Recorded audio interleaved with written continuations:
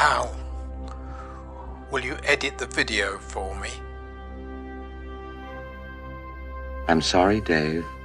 I'm afraid I can't do that.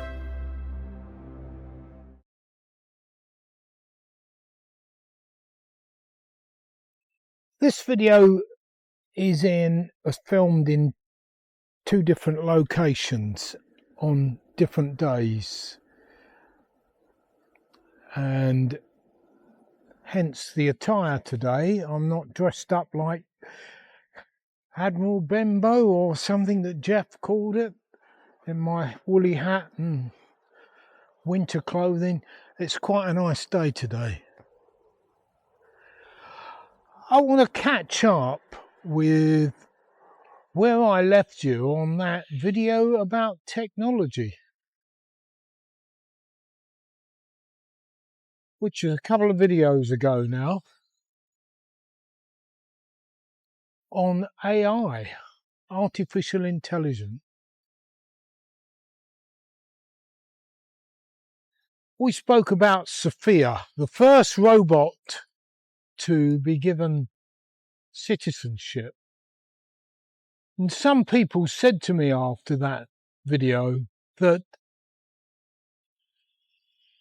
that idea was a bit scary. And I suppose in a way it depends on how you think about it. But the term artificial intelligence is a bit of a disambiguation, according to the Wikipedia on it, because it covers a variety of different things and means different things. When you and I think of artificial intelligence, we think perhaps of a self-aware machine. But that's not really what it means necessarily. It's one of the applications.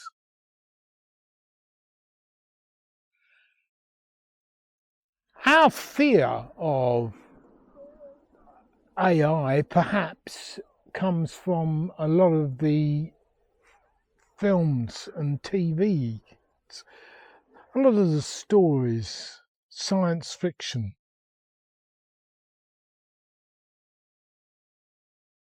When I was a kid growing up, I did watch a lot of sci-fi.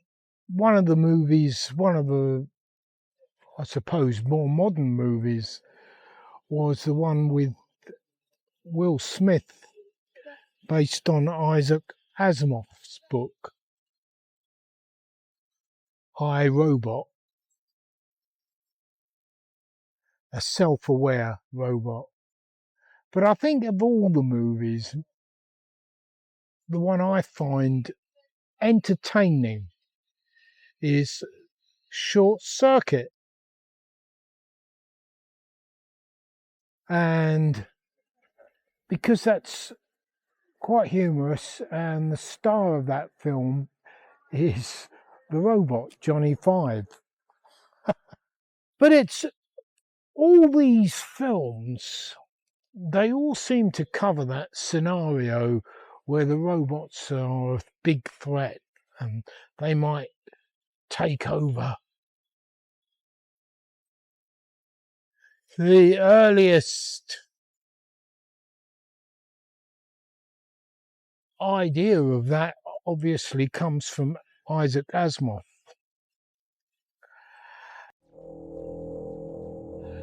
So we get all this disaster scenario embedded in our psyche when we think about AI. The robots that I used to watch on TV, there was one film called The Forbidden Planet,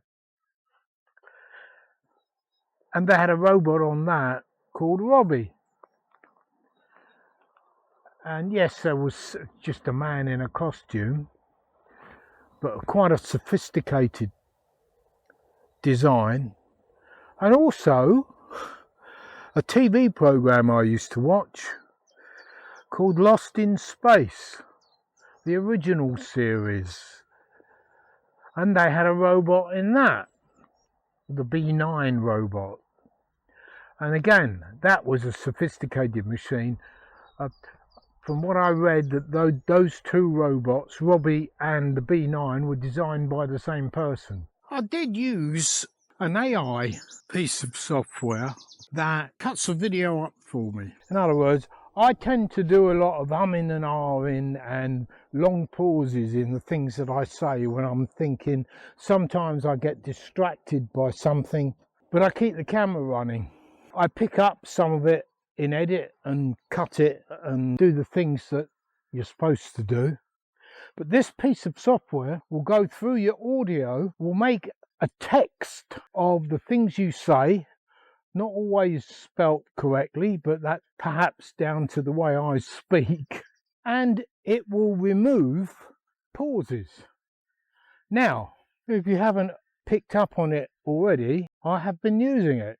I've cut out everything, long pauses, hums and ahs, and all the other things that humans tend to do when they're speaking.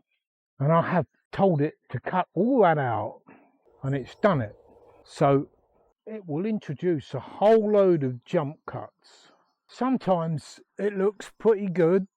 Sometimes it looks awful, especially if you change the camera angle, or perhaps you don't. See, I did a long pause there and it jumps.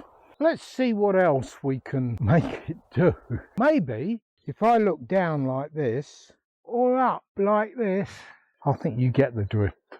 But that's all automatic. I didn't do that. Automation. We can rely on automation for some things, but not all things. And better, see, in the world of art and creation, from a human perspective, if you get AI to do all the art and the creation for you, there's no point in actually having it done in the first place, because the personality of the artist has got to be in the thing that is created. There's a picture of Van Gogh that was actually created by AI. That could be argued that a simple photograph is an artificial picture. Well, not really. It's a copy of an image through a camera lens. Slightly different. But for a machine to actually draw using a pen, a picture, and paint it, that's different. Maybe it's doing it through a cheaty way, mechanics and gears and wheels, but slightly different, because it's not just an imprint of an image, it's actually been drawn line by line in a mechanical form, just like an artist would. So what's the point of this video? History. Where it's got us now and what we can learn from it. Well, if you enjoyed the video, please, as always, and I'll see you in another video. Stay safe.